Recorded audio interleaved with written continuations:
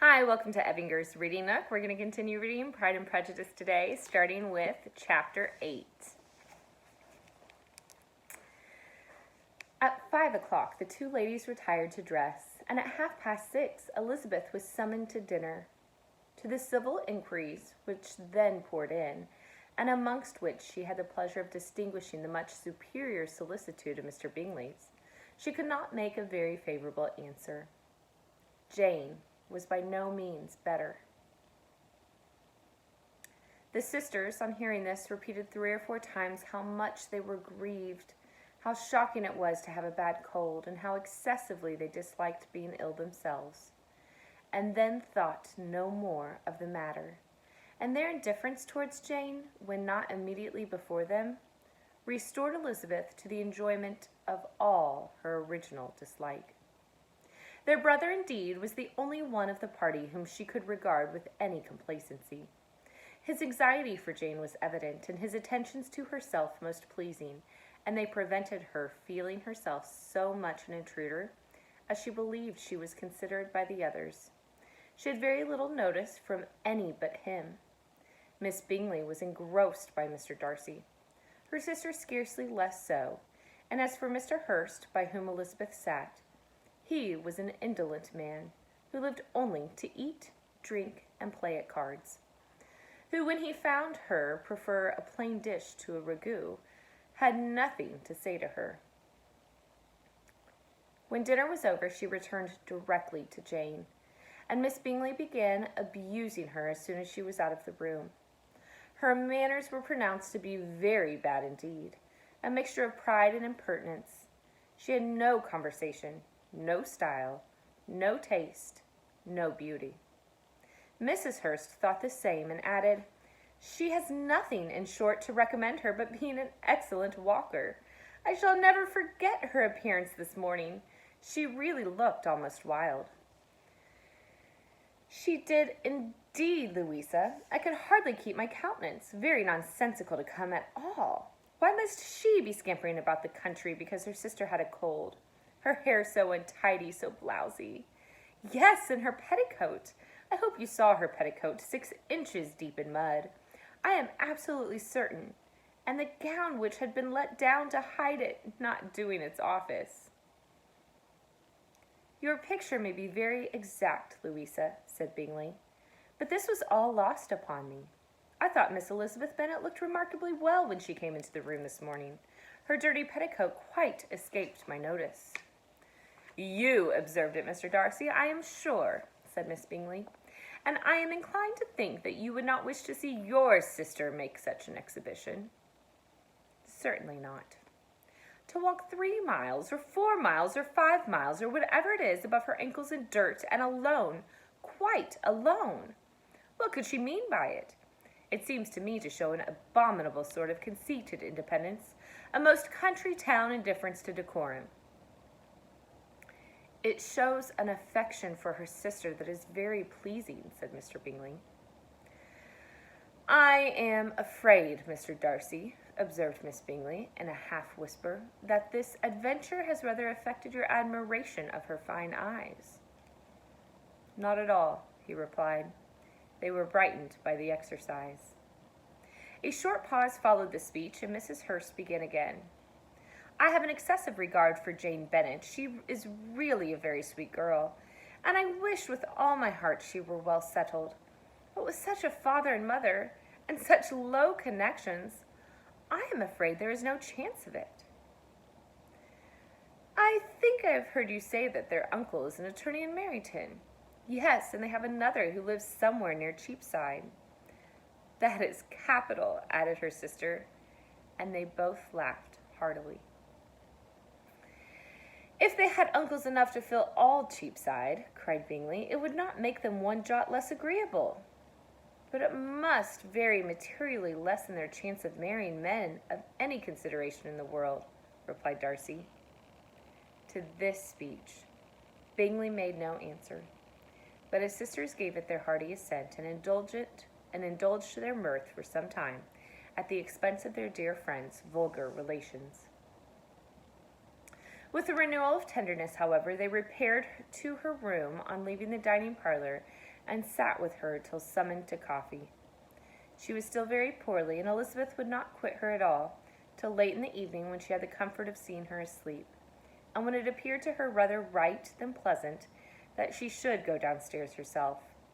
On entering the drawing-room, she found the whole party at loo, and was immediately invited to join them, but suspecting them to be playing high, she declined it, and making her sister the excuse, said she would amuse herself for the short time she could stay below with a book.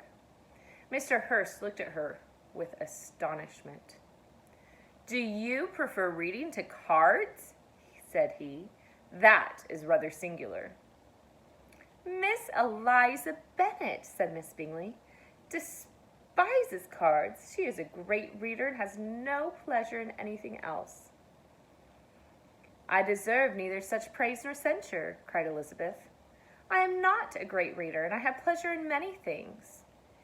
"In nursing your sister, I am sure you have pleasure," said Bingley, "and I hope it will soon be increased by seeing her quite well." Elizabeth thanked him from her heart, and then walked towards a table where a few books were lying. He immediately offered to fetch her others, all that his library afforded. "And I wish my collection were larger for your benefit and my own credit, but I am an idle fellow, and though I have not many, I have more than I ever look into." Elizabeth assured him that she could suit herself perfectly with those in the room. "I am astonished," said Miss Bingley, "that my father should have left so small a collection of books. What a delightful library you have at Pemberley, Mr. Darcy." "It ought to be good," he replied. "It has been the work of many generations." "And then you have added so much to it yourself. You are always buying books." "I cannot comprehend the neglect of a family library in such days as these." "Neglect! I am sure you neglect nothing that can add to the beauties of that noble place. Charles, when you build your house, I wish it may be half as delightful as Pemberley." "I wish it may. But I would really advise you to make your purchase in that neighborhood and take Pemberley for a kind of model. There is not a finer county in England than Derbyshire." "With all my heart, I will buy Pemberley itself if Darcy will sell it." "I am talking of possibilities, Charles." "Upon my word, Caroline, I should think it more possible to get Pemberley by purchase than by imitation." Elizabeth was so much caught by what passed as to leave her very little attention for her book, and soon, laying it wholly aside, she drew near the card table and stationed herself between Mr. Bingley and his eldest sister to observe the game. "Is Miss Darcy much grown since the spring?" said Miss Bingley. "Will she be as tall as I am?" "I think she will. She is now about Miss Elizabeth Bennet's height, or rather taller." "How I long to see her again! I never met with anybody who delighted me so much. Such a countenance, such manners, and so extremely accomplished for her age. Her performance on the pianoforte is exquisite." "It is amazing to me," said Bingley, "how young ladies can have patience to be so very accomplished as they all are." "All young ladies accomplished? My dear Charles, what do you mean?" "Yes, all of them, I think. They all paint tables, cover screens, and net purses. I scarcely know any one who cannot do all this, and I am sure I never heard a young lady spoken of for the first time without being informed that she was very accomplished." "Your list of the common extent of accomplishment," said Darcy, "has too much truth.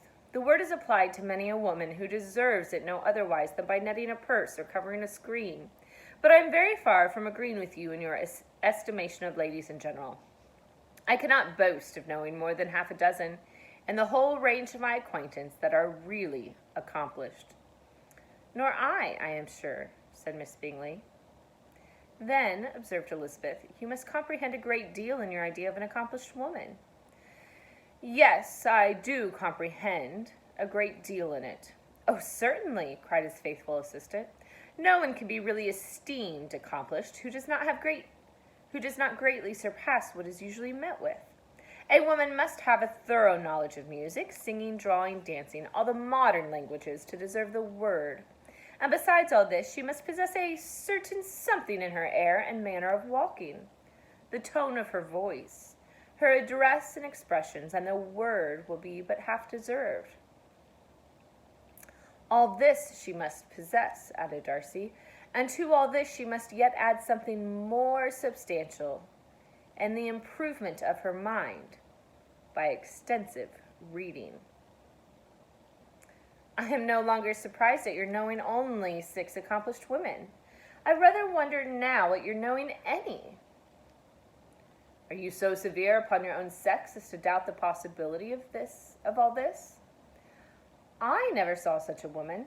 I never saw such capacity and taste and application and elegance as you describe, united. Mrs. Hurst and Miss Bingley both cried out against the injustice of her implied doubt, and were both protesting that they knew many women who answered this description, when Mr. Hurst called them to order with bitter complaints of their inattention to what was going forward. As all conversation was thereby at an end, Elizabeth soon afterwards left the room. Eliza Bennet, said Miss Bingley, when the door was closed on her, is one of those young ladies who seek to recommend themselves to the other sex by undervaluing their own, and with many men, I dare say, it succeeds. But in my opinion, it is a paltry device, a very mean art. Undoubtedly, replied Darcy, to whom this remark was chiefly addressed, there is meanness in all the arts which ladies sometimes condescend to employ for captivation.